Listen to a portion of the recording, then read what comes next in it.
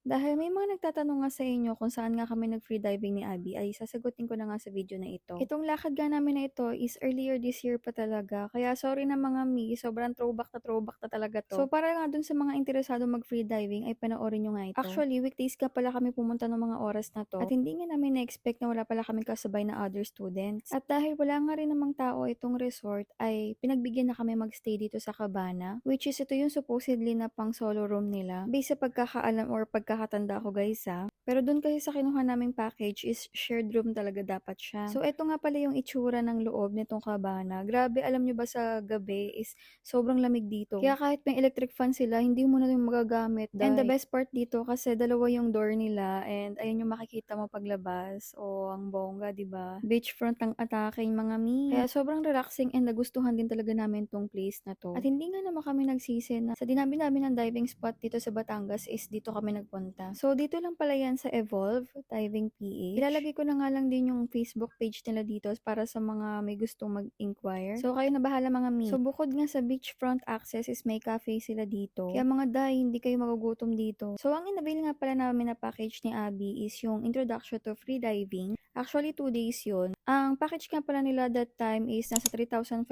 yung promo, parang ganon. Hindi ko nga lang sure sa ngayon kung same pa rin yung rate nila. So mag-inquire na lang kayo. Bali yun nga pala is all in na yun. Kasama na nga din yung lunch, dinner, breakfast, and lunch nyo kinabukasan. Plus may kasama na nga rin photos and videos yun. So para nga pala sa inyong kalaman is hindi nga pala marunong lumangoy si Abby. Literal na non-swimmer talaga siya. At actually takot siya sa dagat. So sabi nga niya is face your fears that time. At ayun nga, gusto din naman talaga niya ma-experience to. Pero walang halong biro guys Parang pansin ko sa mga Indiano, medyo hindi sila marunong mga lumangoy. I mean, karamihan sa kanila hindi marunong. Correct niyo ako kung mali ako pero kasi nung nagpunta ako ng Goa, halos majority talaga ng mga Indians doon. Hindi talaga sila mabubuhay ng walang life vest, promise. So ayun nga, siguro kasi dahil island girl tayo at ang Pilipinas nga ay isang bansang puro isla. So isa yan sa mga pros natin kung bakit majority naman sa mga Pilipino ay marunong lumangoy, no? Gawa nga ng exposed na exposed tayo sa tubig. So ito nga pala yung pinakaunang activity na pinagawa sa amin, yung line training. Kung saan dito mga may improve yung skills mo, lalo na sa equalization. Yan talaga yung pinaka-importante sa lahat. Gawa nga na kailangan mong mag-adapt dun sa pressure. At makuha mo rin yung tamang relaxation. Kasi mga may napaka-importante pala na relax yung katawan natin at kalma tayo. Lalo na kapag nasa ilalim tayo ng tubig. Kasi kapag tense or stress tayo, ang ending hindi pala tayo makakatagal. So ngayon, gets yun na ba kung bakit gustong gusto ko yung free diving sa hobby. Sobrang ibang-iba kasi talaga sa feeling kapag nasa ilalim ka ng dagat.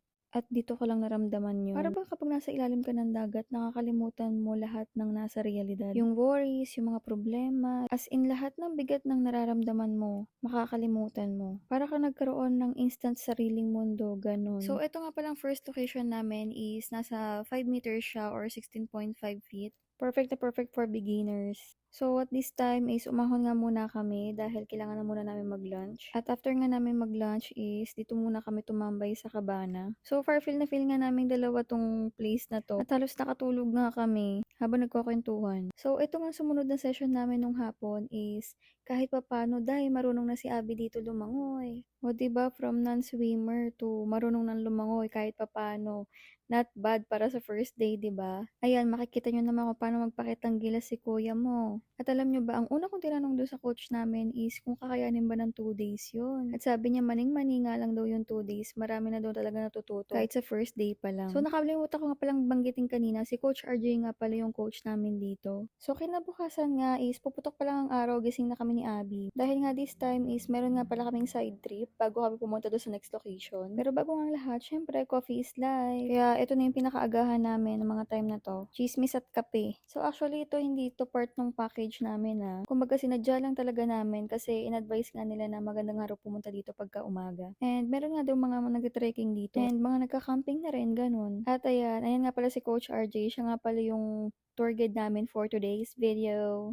So, sabi nga niya is marami talaga nagpupunta dito. At maganda pa nga daw sana dito kung maagaga pa nga kami kasi parang sea of clouds siya sa umaga. Ang nakaka-amaze dito is kitang-kita mo pala yung buong Batangas mga mi. At sobrang lakas nga ng hangin dito.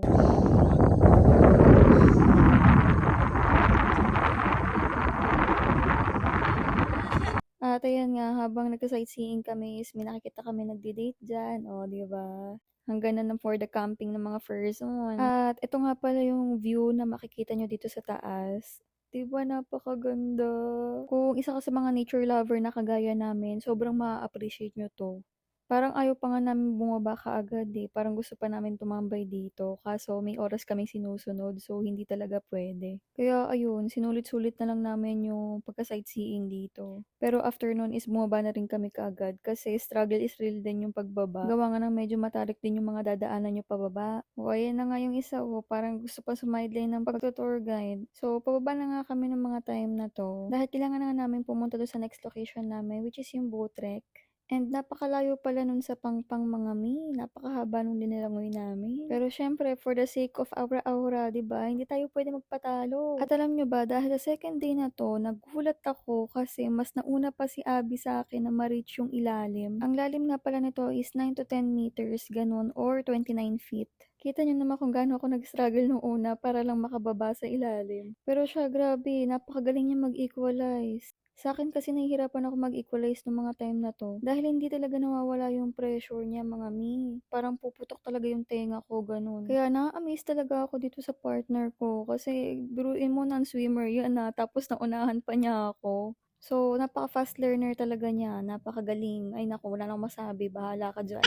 So, ayun nga, sa kinatagalan din is medyo naging comfortable na din kami dun sa tubig kaya kahit papaano nakakatagal na rin kami sa ilalim. And dito nga sa second day is mas confident na rin kaming mag-dive. Laking bagay talaga nung introduction sa freediving experience nyo. Hindi ko akalain na in just 2 days is matututunan nga namin to. And ayun nga lang, sayang kasi nung nagpunta kami ng Cebu and then ng Bohol, is hindi pa kami marunong mag-freediving. Isa nga yun sa mga pinagsisihan namin kasi sabi ni Abby dapat daw pala nag-aral daw muna kami mag-freediving bago daw kami pumunta ng Cebu para naman daw habang may mga whale sharks, ganyan, yung mga turtles. Hindi nga lang daw siya naka-life vest lang, ganon. Siyempre gusto niya umaura-aura. And naiinggit nga din siya sa akin that time kasi ako nga daw is nakakasisid kahit papano, samantalang siya, ayun, naka-life jacket and then hawak-hawak pa siya lagi ni kuya, ganon. Eh ngayon, ayan, marunong na siya. Nako, napakayabang na talaga. Kapagka lumalangoy kami or nagsa-swimming kami, ayaw na nagpapa-life jacket